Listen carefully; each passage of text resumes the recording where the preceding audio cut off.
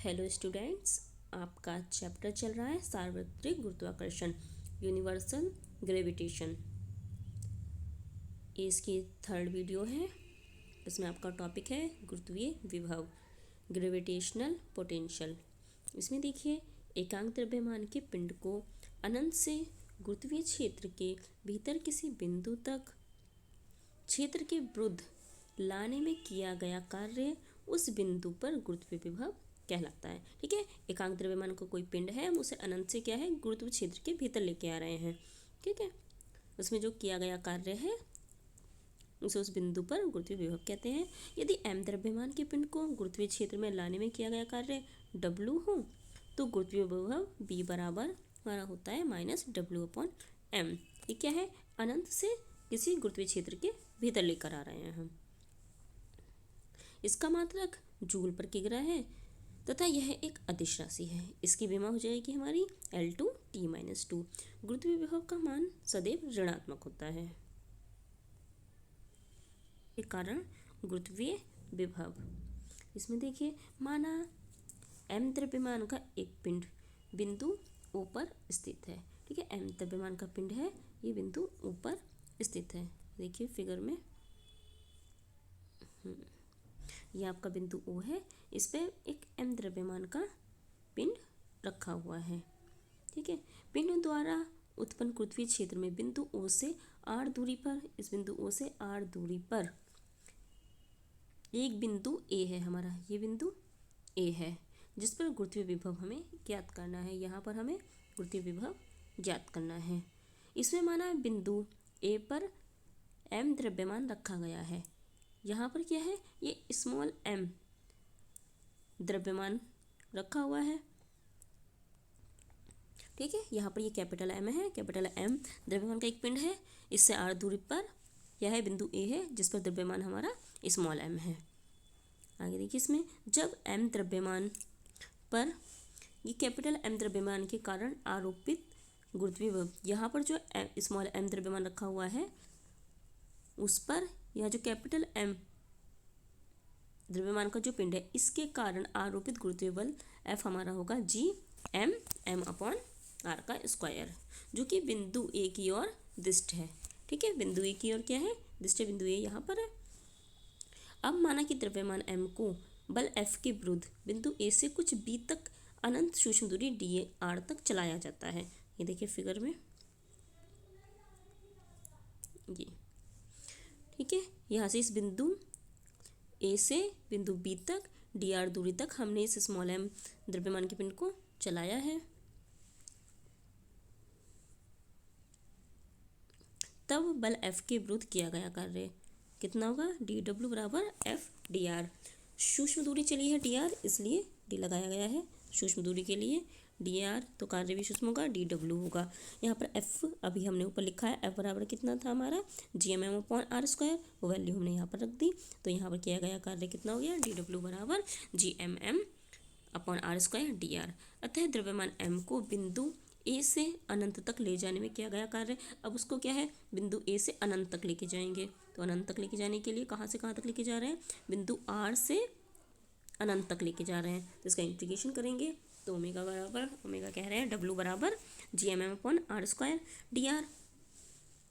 इस r का क्या है 1/r² का इंटीग्रेशन करेंगे, इसका इंटीग्रेशन करेंगे तो ये होता है -1/r। लिमिट है इसकी r से इन्फाइनाइट तक, ये लिमिट हम यहाँ पर पुट कर देंगे, ये हमारा जाएगा Gmm/r।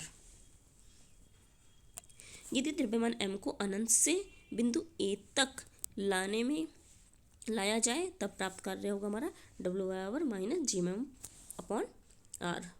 ठीक है, अब क्या है, अनंत से बिंदु A तक लेके आ रहे हैं। पहले क्या था, बिंदु A से अनंत तक लेके जा रहे थे, तो क्या है, माइनस का साइन लेकर लगाएंगे, W बराबर -Gmm/r।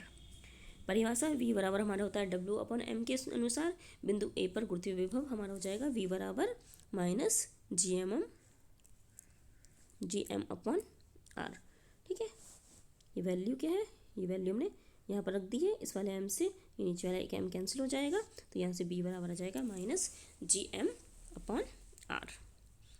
ये हमारा गुरुत्वीय विभव का फॉर्मूला है। स्थितिज ऊर्जा, ग्रेविटेशन पोटेंशियल एनर्जी। किसी वस्तु को अनंत से गुरुत्वीय क्षेत्र के भीतर किसी बिंदु तक लाने में जितना कार्य प्राप्त होता है, ठीक है, उसमें क्या कार्य किया जा रहा था, इसमें जितना कार्य प्राप्त होता है, जितना कार्य प्राप्त होता है उसे उस बिंदु पर वस्तु की गुरुत्वीय स्थितिज ऊर्जा कहते हैं। अनंत पर गुरुत्वीय स्थितिज ऊर्जा जो है शून्य होती है, क्योंकि अनंत से किसी बिंदु को गुरुत्वीय क्षेत्र के भीतर लाने में कार्य प्राप्त होता है, अतः गुरुत्वीय स्थितिज ऊर्जा सदैव ऋणात्मक होती है, क्योंकि इसमें क्या कार्य हमें प्राप्त हो रहा है, कार्य करना नहीं पड़ रहा है बल्कि कार्य हमें प्राप्त हो रहा है, अतः गुरुत्वीय स्थितिज ऊर्जा हमारी हमेशा ऋणात्मक होती है। इसे हम यू से प्रदर्शित करते हैं, इसका मात्रक होता है जूल, ये एक अदिश राशि है। इसी प्रकार यदि द्रव्यमान m का कोई कण गुरुत्वीय द्रव्यमान कैपिटल M से r दूरी पर हो तो इसकी स्थितिज ऊर्जा कितनी होगी, जितना उसने कार्य उसे प्राप्त हुआ है कार्य के बराबर होगी, और लिमिट रहेगी इसकी इनफाइनाइट से r तक, क्योंकि अनंत से गुरुत्वीय क्षेत्र के भीतर लेके आ रहे हैं, ये पहली लाइन लिखती है, ठीक है। तो जहाँ w क्या है, लिमिट है इसकी इनफाइनाइट से r तक, कण को अनंत से दूरी r तक लाने में गुरुत्वीय बल के विरुद्ध कार्य है। यदि कण पर गुरुत्वीय बल F हो तब यह गुरुत्वाकर्षण द्रव्यमान से r दूरी पर है, तब u बराबर w, और इसका इंटीग्रेशन करेंगे हम, लिमिट लगाएंगे infinite to r f dr, f की वैल्यू हम जानते हैं g/m/r का स्क्वायर, तो u बराबर कितना हो जाएगा, यहाँ पर f की जगह हम ये वाली वैल्यू पुट करेंगे, ये वैल्यू हमने यहाँ पर पुट कर दी, यहाँ पर 1/r² का हम इंटीग्रेशन करेंगे तो वही आएगा, -1/r आ जाएगा, और लिमिट लगाएंगे हम इनफाइनाइट टू r, तो इस बार क्या लग रहा है, इनफाइनाइट टू r लग रही है, तो क्या आएगा, ये माइनस का साइन माइनस में ही रहेगा, -gmm/r, ये इसका हमारा गुरुत्वीय स्थितिज ऊर्जा का फॉर्मूला आ जाएगा। नेक्स्ट है आपका अक्षांश के साथ g के मान में परिवर्तन का व्यंजक, expression for variation of g with latitude.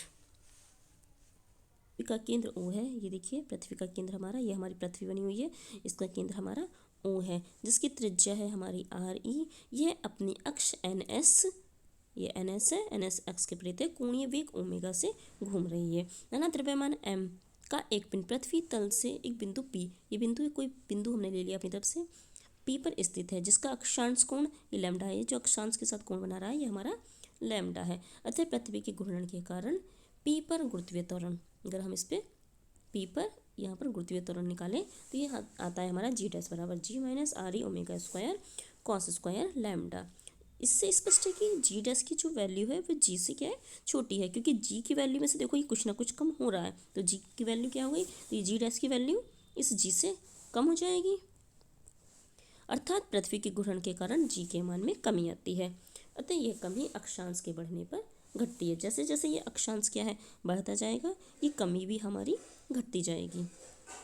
देखिए विषुवत रेखा पर एट इक्वेटर अगर लैम्डा की वैल्यू 0 है, इक्वेटर ये इक्वेटर हमारा, अगर ये इक्वेटर पे हम बात करें, हम P बिंदु अगर यहाँ आ गया तो इक्वेटर क्या है, लैम्डा की वैल्यू हमारी कितनी हो जाएगी, 0 हो जाएगी, तो यहाँ से लैम्डा की वैल्यू हमारी 0 हो जाएगी।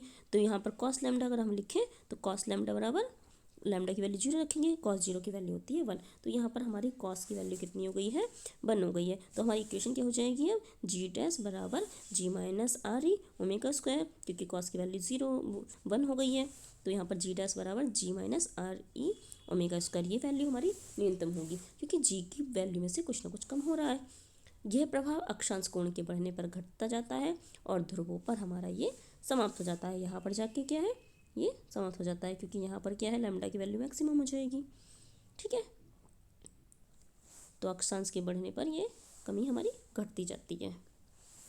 एट पोल्स, ध्रुवों पर देखिए, ध्रुवों पर क्या है, अगर हम यहाँ की बात करें तो लैम्डा की वैल्यू क्या है 90 डिग्री हो जाएगी, ठीक है। तो लैम्डा की वैल्यू 90, तो कॉस लैम्डा की वैल्यू कॉस 90 की वैल्यू होती है हमारी 0, तो ये टर्म क्या है हमारी पूरी 0 हो जाएगी। इसका मतलब क्या है, g डैश की वैल्यू g के बराबर हो जाएगी, तो ये क्या है अधिकतम हो गई है वैल्यू। तो जैसे जैसे हम विषुवत रेखा से ध्रुवों की ओर जाती है, ये विषुवत रेखा से जैसे जैसे हम ध्रुवों की ओर जाते हैं g डैश का मान बढ़ता जाता है तथा ध्रुवों पर अधिकतम हो जाता है, मतलब g के बराबर हो जाता है।